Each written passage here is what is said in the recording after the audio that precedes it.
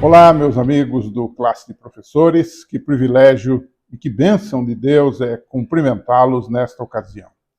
É muito bom estar começando um novo trimestre, nós já estamos começando o trimestre de abril, maio e junho de 2025, e você é muito bem-vindo, você é muito bem-vinda conosco mais uma vez para estudarmos a Palavra do Senhor Deus. Nesse trimestre, começando logicamente com a lição número 1, vamos estudar um pouquinho de um material bastante interessante chamado Alusões, Imagens e Símbolos. O que é isto, pastor? Vamos estudar nesse livrinho, que dura 3 meses, uma lição sobre como interpretar as profecias bíblicas. Você há de convir comigo que muita gente lê a Bíblia, que muita gente lê as profecias, especialmente as de Daniel e Apocalipse, mas tem dificuldades. Aliás, todos nós temos, né? Todavia, é importante não apenas ler, mas estudar. É importante não apenas ler e estudar, é importante interpretar. Presentemente, no mundo nós vivemos, nós, como igreja, nos debatemos sobre métodos de interpretação. Aqui, ali, acolá, há indivíduos e até pastores que interpretam as profecias de uma forma um pouco diferente do que normalmente temos interpretado. Isso tem causado polêmica, fissura, divisão na própria igreja.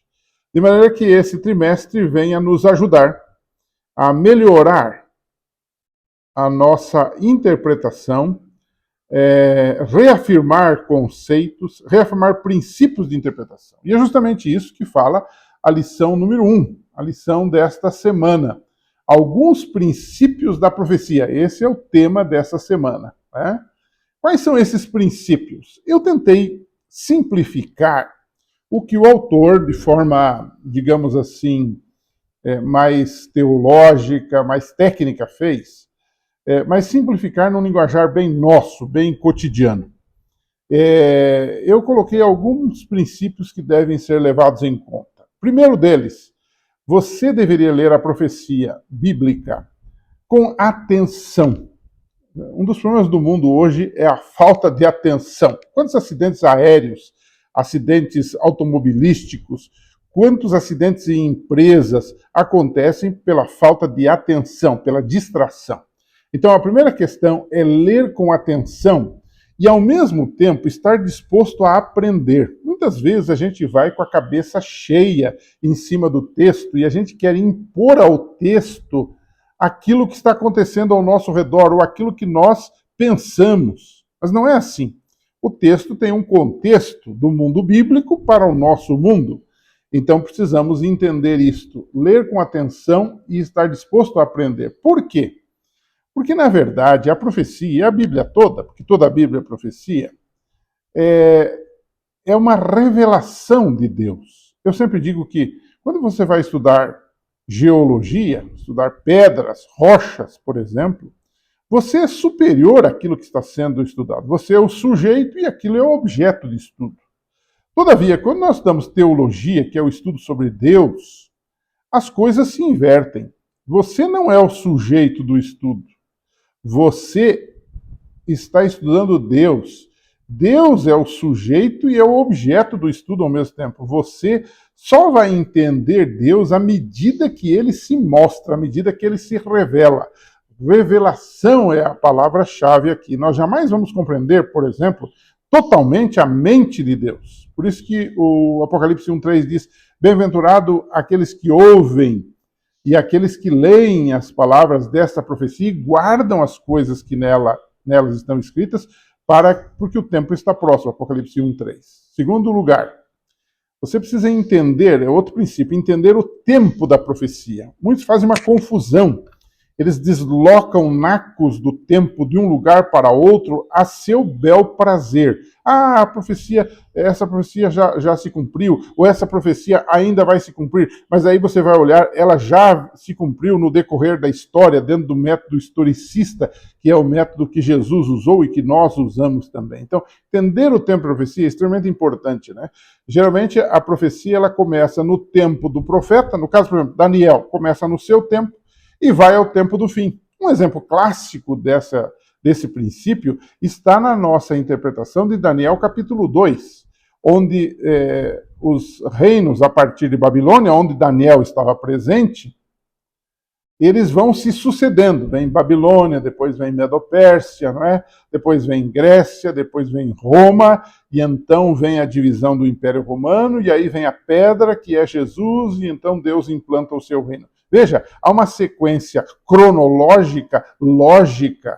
Eu não posso deslocar o ferro, por exemplo, da estátua de Daniel 2 e colocar logo depois do ouro de Daniel 2, que é a cabeça da estátua, que representava o reino da Babilônia. Eles se sucedem de forma correta, cronológica e organizada. Então, não há como você tirar disso. Hoje há uma tendência de você deslocar pedaços de Daniel, de Apocalipse, e não seguir uma sequência cronológica, lógica, dentro do espectro historicista.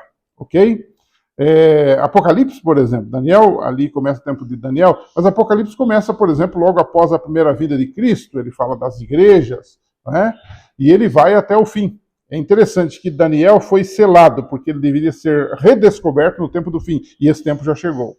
Apocalipse não foi selado, por quê? Porque ele tem a ver com o nosso tempo, que é o tempo pós o apóstolo João como escritor.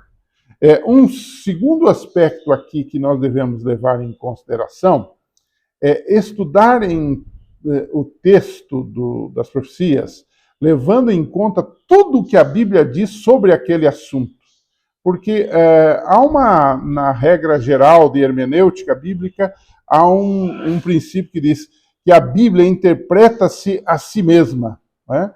Os símbolos, por exemplo, eles devem ser interpretados a partir de como eles são vistos na Bíblia.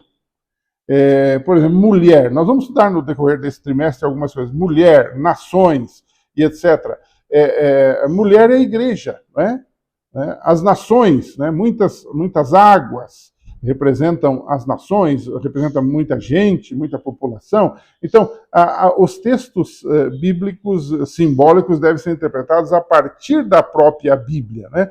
E nós não podemos procurar elementos ou fatos atuais para tentar encaixar a profecia, né? Até o autor da lição colocou ali que alguém achou que a Rússia deveria estar, por exemplo, no livro de Daniel, e então o urso lá de Daniel 7 representava a Rússia, mas está totalmente anacrônico isso, está totalmente fora, né? A gente sabe que pela lógica começa com Babilônia, que era o leão, e depois, no Daniel 7, o animal o urso é a Medo-Pérsia, não tem nada a ver com Rússia. Mas alguém se empolga com a Rússia, com as suas conquistas, com o seu estilo de ser, e ele quer encaixar forçosamente, a forceps, isso dentro da profecia. Bom, isso não faz parte da profecia, né? Hoje há uma tendência de colocar a China aí, por exemplo, também não procede, né? Em terceiro lugar, ou quarto, eu acho que eu me perdi na lista aqui, não é? Você deve estudar a Bíblia e estudar as profecias com responsabilidade ética, né?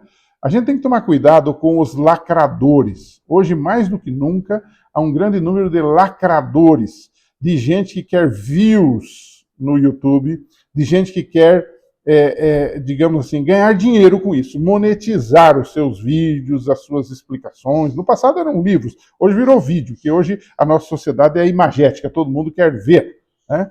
Então, cuidado com os lacradores, que não têm responsabilidade ética, que de qualquer forma eles agradam você, fazendo uma interpretação de profecias que parece ser a mais correta, mas ela não está de acordo com o todo da Bíblia, não é? E eu lembro aqui daquele clássico texto de Apocalipse 22, 19, diz assim, se alguém tirar quaisquer das palavras do livro desta profecia, Deus tirará, diz melhor, a sua parte do livro da vida e da cidade santa. Então isso aqui é muito sério, é muito importante. Não é? Bom, vamos terminar. Nós temos muita coisa para falar nas 13 lições, fazendo a nossa conclusão e perguntando o seguinte, o que é mais importante? Ler as profecias ou saber interpretá-las? Eu sou partidário da ideia de que é saber interpretar. É claro que se você não ler, também não vai saber interpretar. As duas coisas são importantes, né? E eu me lembro aqui do apóstolo Paulo, que diz, não desprezeis as profecias, examinai tudo e retende o que é bom. 1 Tessalonicenses 5, 21. Então, converse um pouco com seus alunos, né? Parece que as pessoas às vezes não se antenam para isso e elas vão aceitando qualquer coisa, qualquer videozinho, qualquer lacração, qualquer explicação e elas não se atentam para o verdadeiro e fluido texto bíblico, os verdadeiros métodos, os verdadeiros princípios de interpretação. Bom, por hoje é só. A gente se encontra na semana que vem. Um abraço e até lá.